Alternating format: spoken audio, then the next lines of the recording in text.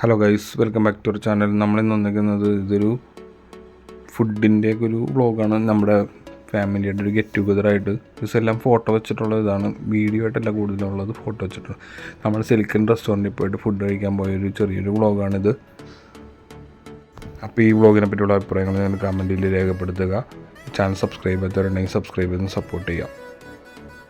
ഇത് നമ്മളുടെ ഫാമിലിയിലെല്ലാം കൂടി കലൂര് സിൽക്കൻ റെസ്റ്റോറൻറ്റിൽ പോയതാണ് ഇത്.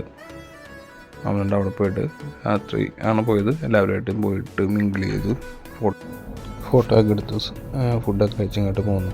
അവിടുത്തെ കുറച്ചധികം ഓഫറുകൾ ഞാൻ നിങ്ങൾക്ക് പരിചയപ്പെടുത്താം. അപ്പോൾ അവിടെ പോയപ്പോഴത്തേക്കും നെയ്ച്ചോറും ചിക്കൻ കറിയും കോംബോ 100 രൂപ ആണ് റേറ്റ് വരുന്നത്. നെയ്ച്ചോറ് അൺലിമിറ്റഡ് ആണ്. അതേപോലെ മസാല ദോശയും അൺലിമിറ്റഡ് ആണ്.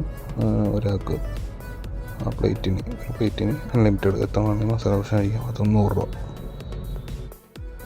അപ്പം 1-2 അങ്ങനത്തെ കോമ്പോസ് ഞങ്ങൾക്ക് ഇൻട്രസ്റ്റിംഗ് തോന്നി. അത് നമുക്ക് എടുക്കുകയും ചെയ്തായിരുന്നു.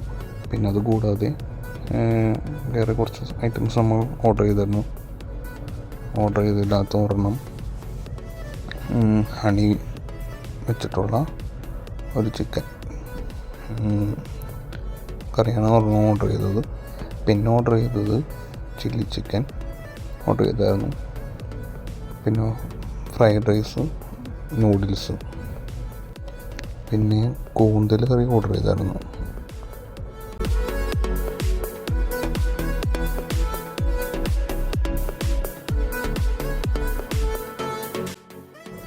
ഇതാണ് ആ ചില്ലി ചിക്കൻ.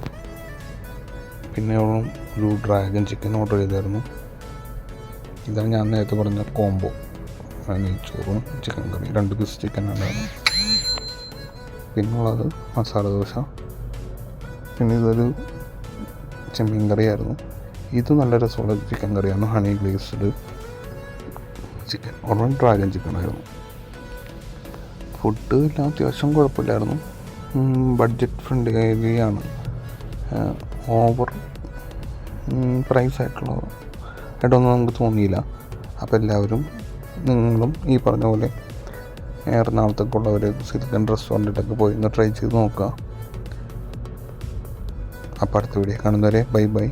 ഈ വീഡിയോ ഇഷ്ടപ്പെട്ടാൽ ലൈക്ക് ചെയ്യുക, സബ്സ്ക്രൈബ് ചെയ്തിട്ടുണ്ടെങ്കിൽ സബ്സ്ക്രൈബ് ചെയ്ത് സപ്പോർട്ട് ചെയ്യുക. അപ്പോൾ അടുത്ത വീഡിയോ കാണുന്നവരെ ബൈ ബൈ.